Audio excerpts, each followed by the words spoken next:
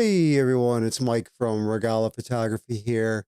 I just wanted to do a quick update of the new selection brush added to Photoshop 2024.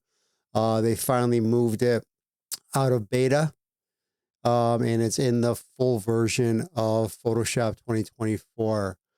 They just keep adding these new tools. They're really, really awesome.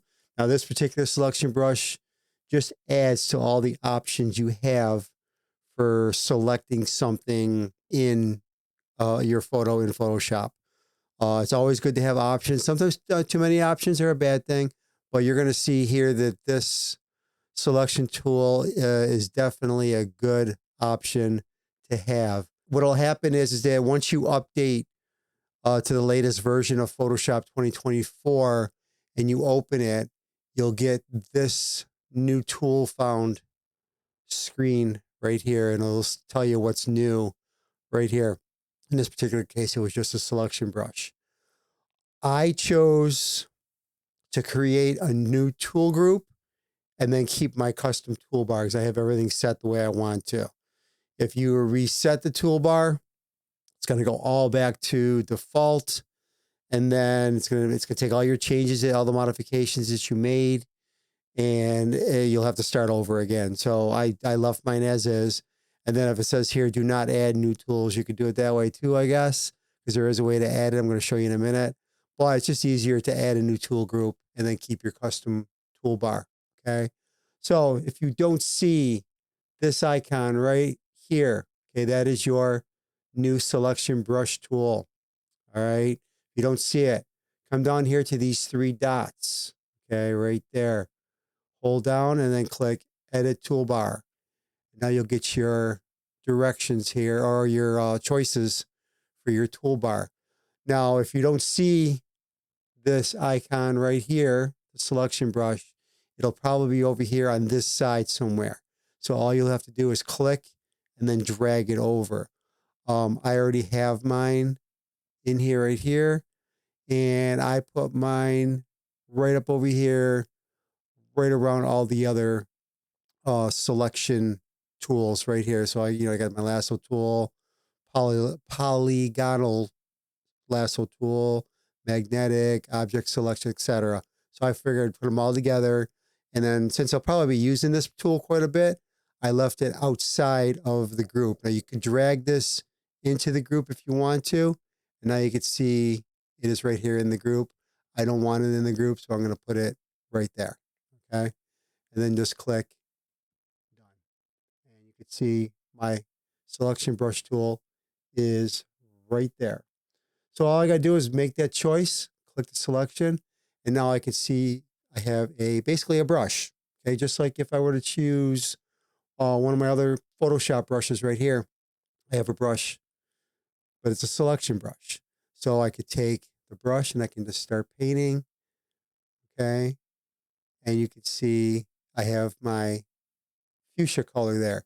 Now, if I want to change that color, I can come up here to the gear icon, click that. It says set for magenta.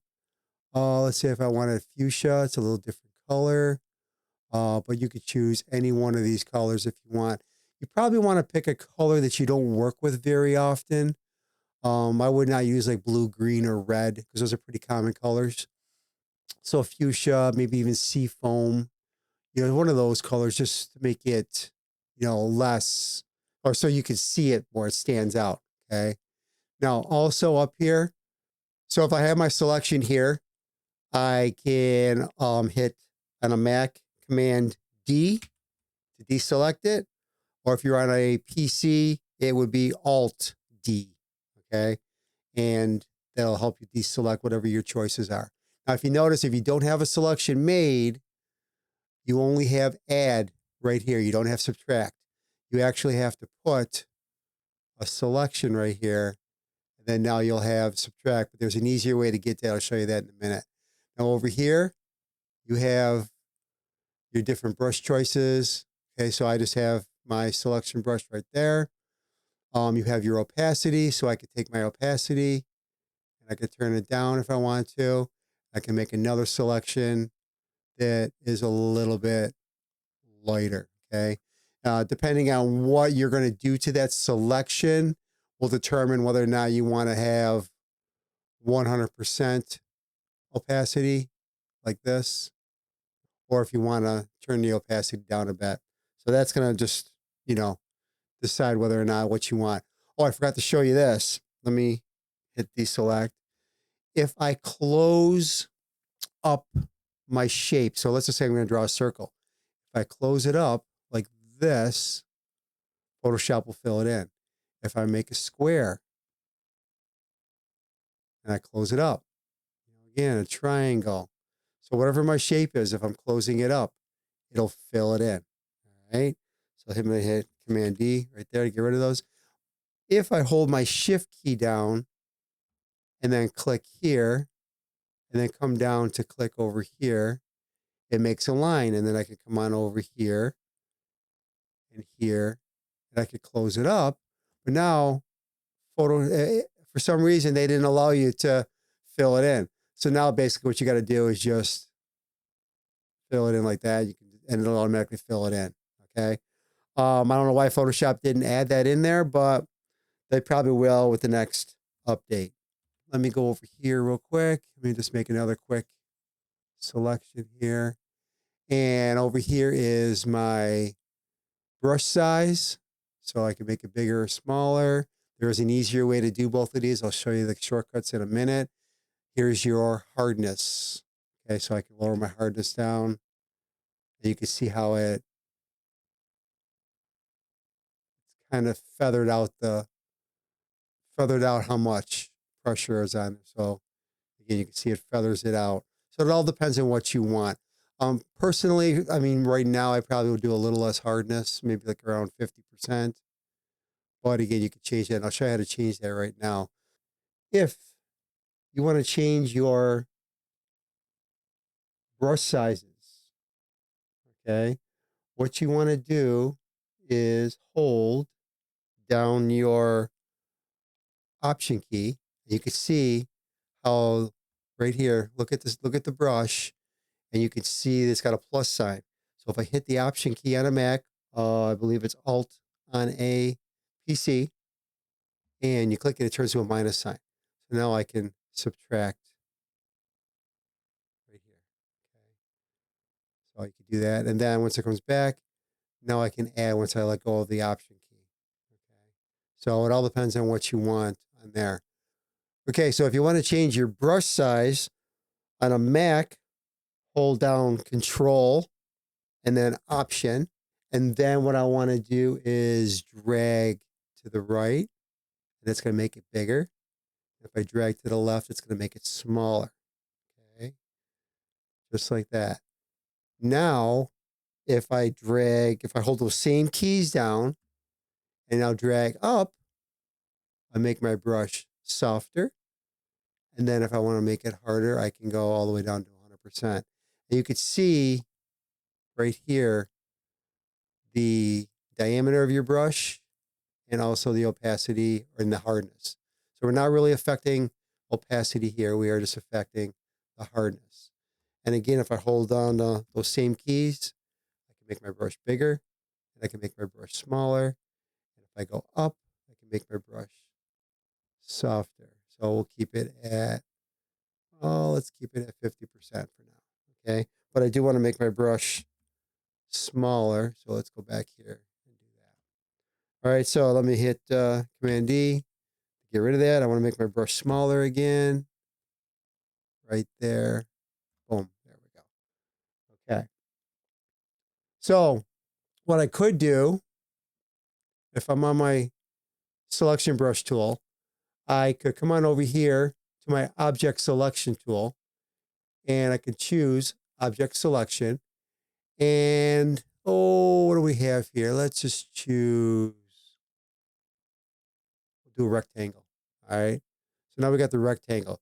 So what I want to do is I want to choose this person right here. Instead of clicking on it, I'll just take this, I'll make a rectangle around them, and it's going to do its thing.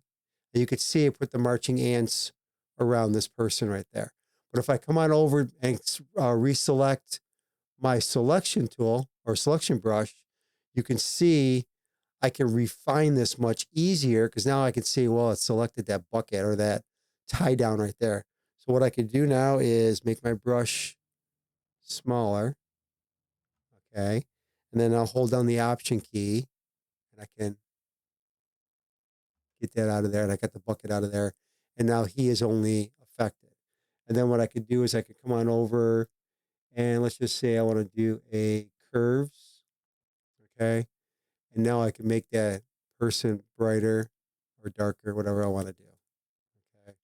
So again, just options to have for you're making your selection. Let me hit Command D. We're going to get out of that one, deselect it. All right, now there's one more way I want to show you how to use this selection brush tool. Let me see. I want to make this brush even just a little bit smaller. Right there, that's good. Actually, no, I want to make it bigger, actually. Right there. So let's just say I want to use generative fill.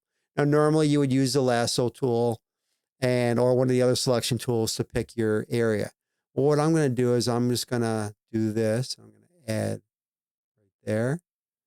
I'm going to do another one right there and right there. And we'll do one more right there.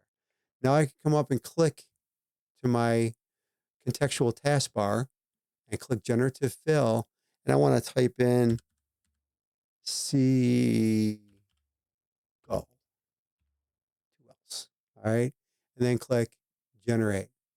Now Photoshop's going to do its thing and it'll give me my three choices in a minute. And I got my seagulls on the barge. And why you would want seagulls on the barge? Hey, I don't know. They probably wouldn't be there anyway.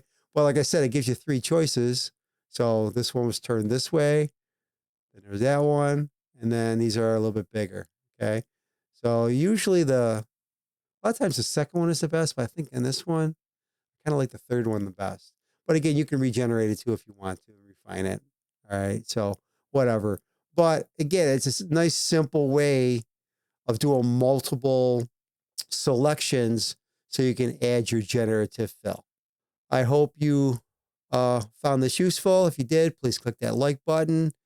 Also subscribe to the channel. I really appreciate it. I'm trying to get to 500 subscribers.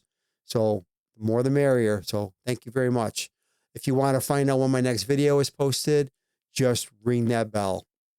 Till next time, take care, everyone.